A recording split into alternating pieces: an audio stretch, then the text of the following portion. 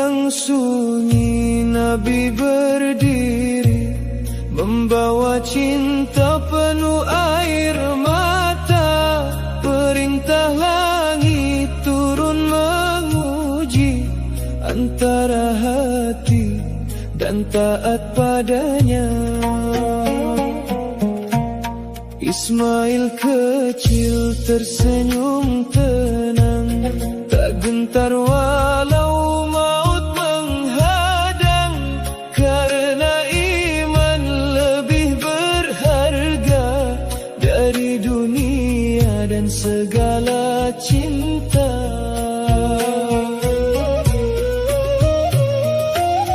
Kurban bukan hanya sembelihan, namun ikhlas yang dipersembahkan, memotong ego dan kesombongan agar hati dekat pada Tuhan. Oh kurban, jalan para pecinta, mengorbankan dunia demi surga. Darah yang jatuh jadi cahaya, menjadi saksi di hari akhir nanti. Oh kurban, warisan para nabi tentang sabar dan ketulusan hati. Bukan hewan yang sampai ke langit, namun iman yang hidup di dalam diri.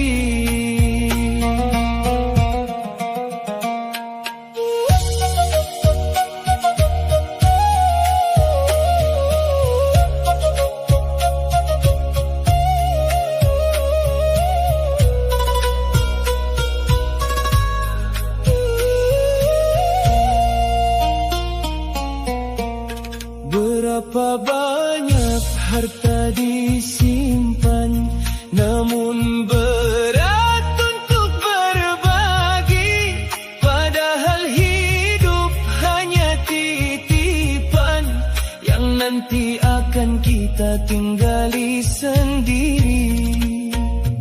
Orang yang kurban penuh keikhlasan, kelak wajahnya bercahaya di titian tajam hari pembalasan. Kurbannya datang jadi kendaraan. Oh kurban, panggilan jiwa suci, menghapus dosa dalam hati. Langkah kecil di dunia ini menjadi besar di sisi ilahi. Oh kurban, ajaran penuh cinta dari Ibrahim sang kekasihnya. Semoga kelak di akhir masa kita dikumpulkan bersama surga.